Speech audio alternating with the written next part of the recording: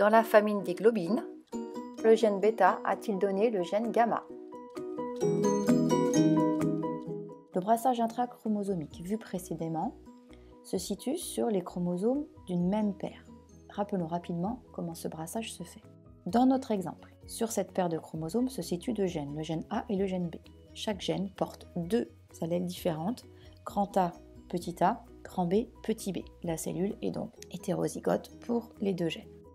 En prophase 1, il y a appariement des chromosomes homologues, formation de la tétrade, possibilité d'existence de chiasma surligné en vert ici. Les échanges de portions de chromatides ont alors lieu.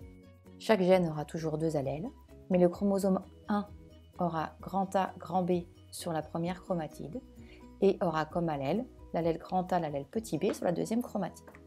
Le même raisonnement peut être fait pour le chromosome 1'. Mais parfois, il existe des crossing over différents. Repartons du même exemple, une paire de chromosomes avec deux gènes, chaque gène étant hétérozygote. L'appariement, dans ce cas, va être inégal. Les allèles ne sont pas modifiés, la séquence de nucléotides reste la même, mais les échanges de portions de chromatides vont être inégaux.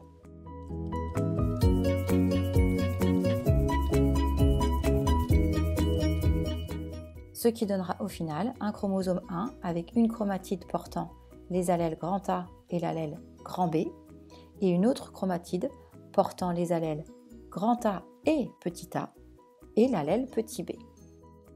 Le chromosome 1' aura lui une chromatide avec l'allèle petit a, petit b et son autre chromatide ne possédera plus aucun exemplaire du gène A, uniquement un exemplaire du gène B avec l'allèle grand B. Une fois la méiose terminée, les caryotypes des gamètes seront les suivants.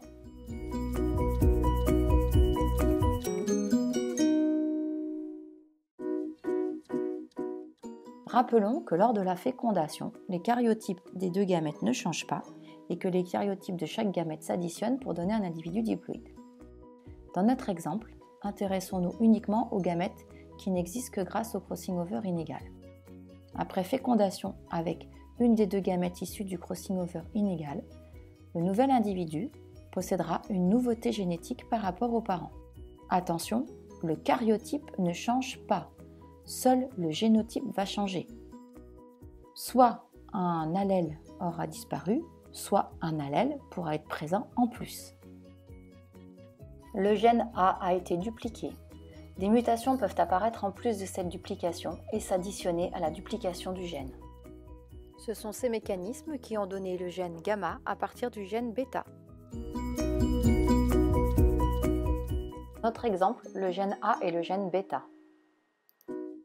Le gène bêta a été dupliqué et transposé par crossing over inégal. Les mutations sur la copie ont été conservées et ont donné le gène gamma. Une duplication plus une transposition plus des mutations peuvent créer l'apparition d'un gène. Des accidents de crossing over sont donc à l'origine de la diversification du vivant. De plus, les crossing over inégaux peuvent avoir lieu entre des chromosomes de paires différentes. Les gènes présents sur la portion échangée auront changé de paire de chromosomes, ce qui a été le cas pour le gène de la globine alpha. En conclusion, un gène peut être muté, dupliqué et transposé.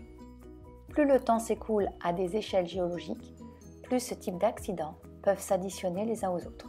C'était le point de départ de notre hypothèse.